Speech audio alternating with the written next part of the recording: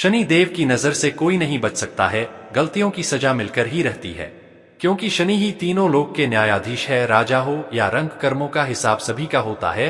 कोई कितना ही शक्तिशाली क्यों न हो, उसे किए फल मिलता ही इसी लोक में कर्मों का फल भोगना ही पड़ता है। कुछ लोग धन बल के आधार पर ये विचार करने लगते हैं कि वे कुछ भी गलत करेंगे तो बच जाएंगे, लेकिन ऐसा संभव नहीं है। इस लोक में भले ही करनी का फल आपको न मिले, लेकिन जब आप तीनों लोक के न्यायाधीश के सामने पेश होंगे तो आपके एक एक कर्म का हिसाब होगा। इसलिए ये बात दिमाग से निकाल देनी चाहिए कि वो बच जाएगा। यहाँ यदि बच भी गए तो उस लोक में इंसाफ होकर रहता है, क्योंकि जो तीनों को लोक का दंडाधिकारी है उससे कोई नहीं बच सकता है। हिंदू धर्म में पुनर्जन्म की कल्पना की गई है, जिसका अर्थ है कि मृत्यु के बाद आत्मा नए शरीर में प्रवेश करती है। गीता में भी यही कहा गया है, आत्मा शाश्वत है। पुनर्जन्म का यह अंतहीन पहिया घूमता रहता है, बिना रुके ये चक्र चलता चला आ रहा है और आगे भी चलता रहेगा। गरुड़ पुराण की माने तो मरने के बाद आत्मा को यमराज तक पहुंचने में 86,000 योजन की लंबी दूरी तय करनी होती है। इसके बाद ही कर्मों का हिसाब होता है। कर्मों का हिसाब किताब होने के बाद ही स्वर्ग और नरक निर्धारण होता है। ये तो हुई परलोक की बात। अब जान लेते हैं पृथ्वी लोक पर कर्मों के फल देने की जिम्मेदारी किसे दी गई है। पौराणिक कथा के अनुसार पृथ्वी लोक सहित तीनों लोक के न्यायाधीश एक ही हैं और उनका नाम शनि देव है। ज्योतिष ग्रंथों में शनि देव को मकर और कुंभ राशि का स्वामी बताया गया है। तुला राशि इनकी उच्च राशि है, जबकि मंगल की राशि मेष इनकी नीच राशि है। मृत्यु की जब बात आती है तो यमराज का जिक्र आता है। प्राचीन पुस्तकों में यमराज को सूर्य का पुत्र बताया गया है। यमराज ही मृत्यु के देवता है। शनि भी सूर्य के ही पुत्र हैं। भगवान शिव ने शनि देव को तीनों लोक का दंडाधिकारी नियुक्त किया है, यानी जो भी गलत कार्य करेगा उसे दंड देने का काम शनि महाराज करेंगे। यही कारण है कि लोग शनि से भय खाते हैं, लेकिन जो लोग गलत कार्यों से तौबा करते हैं शनि उन्हें सजा नहीं शुभ फल देते हैं।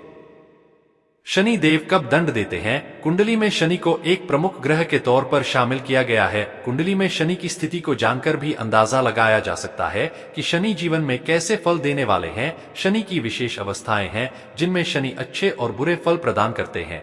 ये अवस्थाएं इस प्रकार हैं: शनि की साढ़े साती, शनि की रन्या, शनि की पनौती, शनि की महादशा, शनि की अंतर्दशा, शनि की प्रत्यंतर दशा, शनि अस्त, शनि उदय, शनि वृकी, शनि मार्गी, शनि गोचर।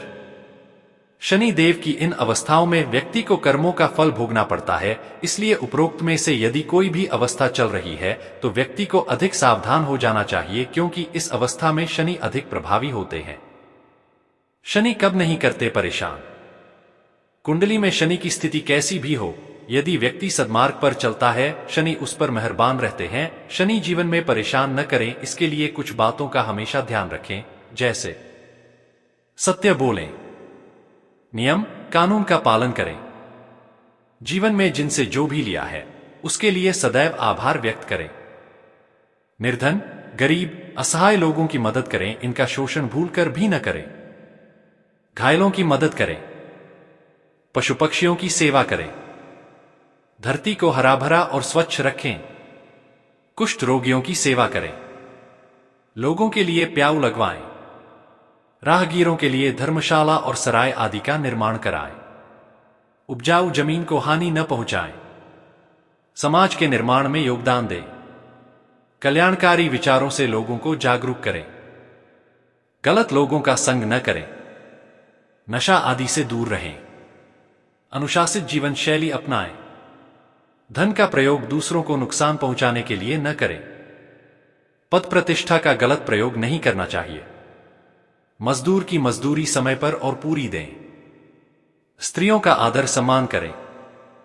यदि इन बातों पर अमल करते हैं तो शनि देव कभी बुरा नहीं करते हैं, बल्कि समय आने पर इन कर्मों का बहुत ही उत्तम फल भी प्रदान करते हैं।